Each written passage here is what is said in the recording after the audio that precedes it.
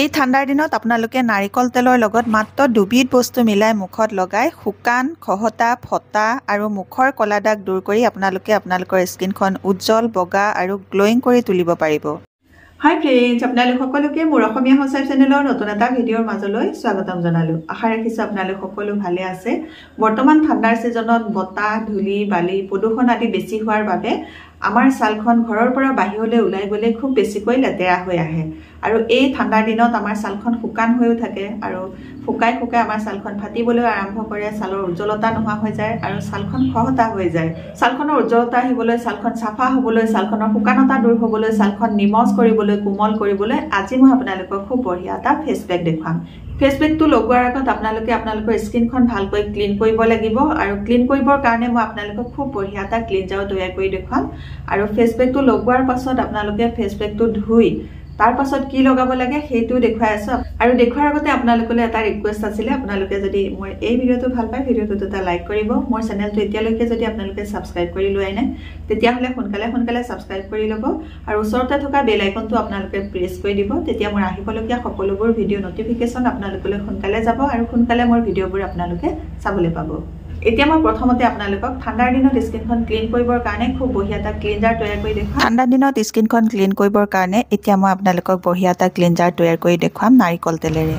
নাৰিকল তেলেৰে আপোনালোকে খুব ধুনীয়াকৈ আপোনালোকৰ স্কিনখন চাফা কৰিব পাৰিব আৰু তাৰ কাৰণে মই লৈছোঁ 1.5 চামুচৰ জোখাৰে নাৰিকল তেল আৰু তাৰ লগতে এতিয়া মই ল'ম অকণমান গ্লিচাৰিন।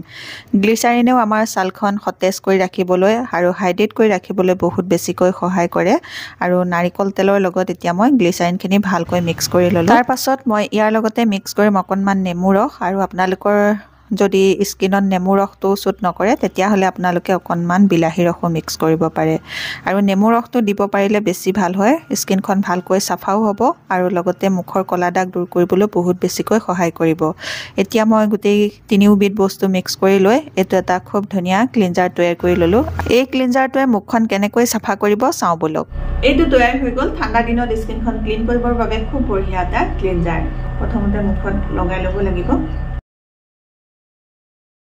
লগাই লোৱাৰ পাছত আপোনালোকে লাহে চাৰ্কুলাৰ মোচনত স্কিনখন 3 পৰা 4 মিনিট মাছাজ কৰিব। এই ক্লিনজাৰটো লগাই এনেকৈ মাছাজ কৰি দিলে আপোনালোকৰ স্কিনত যিবোৰ লেতেৰা, ধূলি, বালি, প্ৰদূষণ আদি লাগি আছিলে সেইবোৰ ভিতৰৰ পৰা চাফা হৈ আহিবলৈ সহায় হ'ব। 3 পৰা 4 মিনিট মাছাজ কৰি লোৱাৰ পাছত এটা মগত মই অকণমান কুহুমীয়া গৰম পানী আনিছোঁ, একদম নামমাত্ৰ কুহুমীয়াকৈ আনিছোঁ। তাতে এখন টাৱেল ভিজাই লৈছোঁ। ভিজাই লৈ এতিয়া মই মুখখন মচি পেলাম। এনেকৈ চাফা কৰি লোৱাৰ পাছত আপোনালোকে চাব আপোনালোকৰ স্কিনখন খুব ধুনীয়াকৈ চাফাও হৈ যাব আৰু লগতে স্কিনখন শুকান নহয়, হাইড্ৰেট হৈ থাকিব। ক্লিন কৰি মুখখন মচি লোৱাৰ পাছত আপোনালোকে ফেচ পেকটো লগাব লাগিব আৰু এতিয়া মই আপোনালোকক ফেচ পেকটো বনাই দেখুৱাম। কেনেকৈ বনাওঁ চাওঁ বোলো। এই ফেচ পেকটো বনাবৰ কাৰণে মই প্ৰথমে লৈছোঁ এটা আলুটো বাকলিটো গুচাই ভালকৈ ধুই ল'লোঁ। ধুই লোৱাৰ পাছত এতিয়া মই এখন পিহনাৰে এই আলুটো পিচি ল'ম। গোটেইটো আলু নালাগে, অকণমান হ'লেই হ'ব। আলুৰ ৰসে আমাৰ মুখত থকা কলা দাগ দূৰ কৰিবলৈ বহুত বেছিকৈ সহায় কৰে। যদি চকুৰ কাষত ডাৰ্ক চাৰ্কুলৰ সমস্যা আছে সেই সমস্যাও দূৰ কৰিবলৈ বহুত বেছিকৈ সহায় কৰে। সেইকাৰণে মই এই ফেচ পেকটোত আলুৰ ৰস ব্যৱহাৰ কৰিম আৰু আলুটো গোটেইটো নালাগে, আধা মই পিহি ল'লোঁ, আধাখিনি থৈ দিলোঁ আৰু ইয়াৰ পাছত মোক লাগিব এটা বিলাহী আৰু বিলাহীও বেছি ল'ব নালাগে। এবাৰ লগাব জোখাৰে আপোনালোকে অকণমান বনাই ল'লেই হ'ল। বেছিকৈ বনালে বস্তুবোৰ পেলনি যায় আৰু যিহেতু বস্তুৰ দাম বহুত বেছি হয় সেইকাৰণে বস্তুবোৰ পেলনি যোৱাবলৈও মন নাযায়। আৰু এতিয়া মই বিলাহী এয়া 2 টুকুৰা কৰিলোঁ, এটুকুৰা সৰু এটুকুৰা ডাঙৰ। মই কিন্তু সৰু টুকুৰাহে লৈছোঁ, ডাঙৰ টুকুৰাটো থৈ দিছোঁ কাৰণ বেছিকৈ নালাগে। এবাৰ লগাব জোখাৰে কমকৈ হ'লেও হৈ যায়। আৰু এতিয়া মই বিলাহী টুকুৰাটো এনেকৈ মই পিহনাখনতে পিহি ল'লোঁ, পিহি পেলাই গুড়া কৰি লৈছোঁ। বিলাহী ৰস স্কিনত লগালেও স্কিনৰ উজ্জ্বলতা বাঢ়ে আৰু স্কিনখন টাইট কৰি ৰাখিবলৈ, গ্ল' কৰিবলৈ বহুত বেছিকৈ সহায় কৰে। এতিয়া মই বিলাহী দেখিছেনে এবাৰ লগাব জোখাৰে কিমান কণ লৈছোঁ, একেবাৰে কম। আলু আৰু বিলাহী সমান জোখতে লৈছোঁ আৰু এতিয়া মই ইয়াৰ পৰা ৰসটো উলিয়াই ল'ম। এতিয়া বিলাহী ৰস আৰু আলুৰ ৰস আমাক সম পৰিমাণে লাগিব, সেইকাৰণে মই সমান পৰিমাণে পিচি লৈছোঁ বিলাহী আৰু আলু।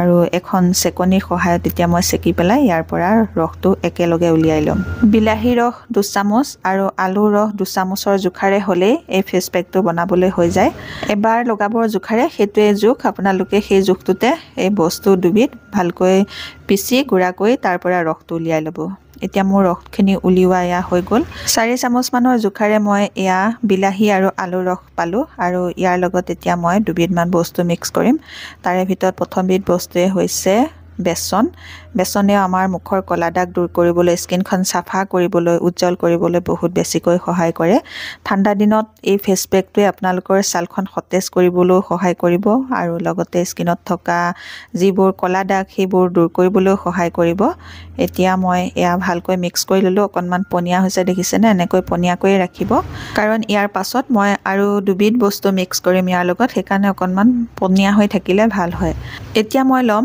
অকনমান কমলাৰ বাকলিৰ গুড়া এয়া কমলাৰ বাকলি গুড়া মই 1 চামুচৰ 4 ভাগৰ এভাগহে লৈছো কমলাৰ বাকলি গুড়াটো প্ৰচুৰ পৰিমাণে ভিটামিন চি পোৱা যায় আৰু ই মুখৰ কলা দাগ দূৰ কৰিবলৈ স্কিনখন উজ্জ্বল কৰিবলৈ বহুত বেছিকৈ সহায় কৰিব এতিয়া মই ইয়াৰ পাছত মিক্স কৰিম অকনমান কস্তুৰী হালধি আপোনালোকৰ ঘৰত যদি কস্তুৰী হালধি নাই তেতিয়াহলে আপোনালোকে কেঁচা হালধি ৰস অকনমানো দিব পাৰে নহলে পাকঘৰৰ খোৱা হালধি একদম দুটা আঙুলি টিপাত যিমানকণ আহে সিমানকণ দি ল'ব পাৰে কস্তুৰী হালধি অকনমান বেছি হলেও একো প্ৰবলেম নহয় কাৰণ কস্তুৰী হালধিৰ ৰংটো অকনমান কম হয় ইয়াৰ পাছত মই ইয়াৰ লগতে মিক্স কৰিবলৈ লৈছো এয়া মৌ মই 1 চামুচৰ জোখাৰে লৈছো মৌয়ে আমাৰ স্কিনখন হাইড্ৰেট কৰি ৰাখিবলৈ বহুত বেছিকৈ সহায় কৰে ঠাণ্ডাৰ দিনত আমাৰ স্কিনৰ কাৰণে মৌ বহুত বেছি ভাল হয় আৰু মৌয়ে আমাৰ স্কিনৰ উজ্জ্বলতা আনিবলৈ বহুত বেছিকৈ সহায় কৰে মৌখিনি ভালকৈ মিক্স কৰি ললো মিক্স কৰি লোৱাৰ পাছত ইয়াতে মই অকনমান নাৰিকল তেলো দি দিছো নাৰিকল তেলো মই 1 চামুচৰ জোখাৰে দি দিছো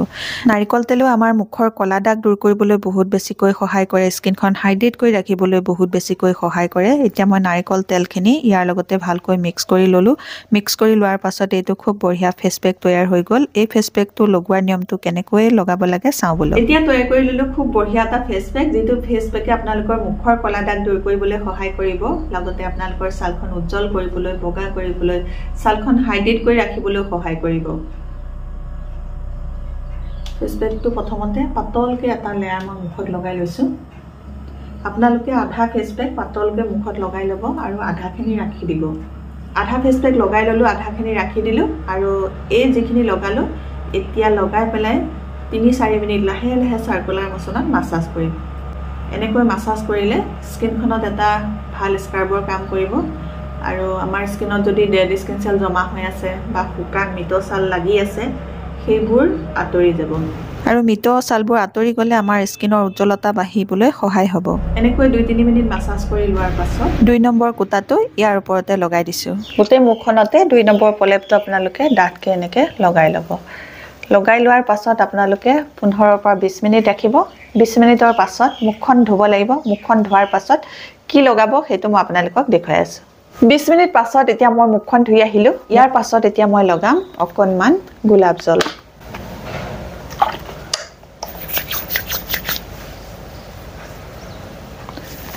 গোলাপ জলে খুব ভাল এটা টোনাৰ কাম কৰে গোলাপ জলখিনি লগোৱাৰ পাছত অকনমান শুকাবলৈ দিম শুকুৱাৰ পাছত অকনমান নাৰিকল তেল এই নাৰিকল তেলটোৰ লগত এতিয়া মই মিক্স কৰিম অকনমান বাদাম ৰগন তেল এই বাদাম ৰগন তেলটোৱে আপোনালোকৰ ছালখন টাইট কৰি ৰাখিবলৈ সহায় কৰিব এতিয়া মই দুইবিধ তেল ভালকৈ ইয়া মিক্স কৰি লৈছো বাদাম ৰগন তেল ললো 3 টোপাল আৰু নাৰিকল তেলো ললো 3-4 টোপাল ইয়াৰ লগত আৰু এবিধ বস্তু মিক্স কৰিম আৰু সেইটো হৈছে এটো vitamin E capsule vitamin E কেপসুলৰ অইল মই মাত্ৰ এটোপালৰ জোখাৰেহে মিক্স কৰিম এটোপাল ভিটামিন ই কেপসুলৰ অইলটো ইয়াৰ লগত ভালকৈ মিক্স কৰি লম তাৰ পাছত ভালকৈ মুখত লগাই 1 মিনিট সময় ভালকৈ স্কিনখন মাসাজ কৰি দিব যাতে এই বস্তু কেইবিধ আপোনালোকৰ স্কিনত ভালকৈ এবজৰ্ব হৈ যায় এতিয়া ময়ো 1 মিনিট সময় এনেদৰে আপাৰ ডাইৰেকচনত মাসাজ কৰি ললো আজিৰ এই ভিডিওটো আপোনালোকে যদি ভাল পাইছে তেতিয়া হলে মোৰ ভিডিওটো এটা লাইক কৰি আপোনালোকৰ ফ্ৰেণ্ডৰ লগতো এই ভিডিওটো শেয়াৰ কৰি দিব নতুন এটা ভিডিওৰ সৈতে নতুন এটা বেলেগ টিপছৰ সৈতে আপোনালোকৰ মাজলৈ আকৌ আহি আছো তেতিয়ালৈকে নমস্কাৰ আজিলৈ আহো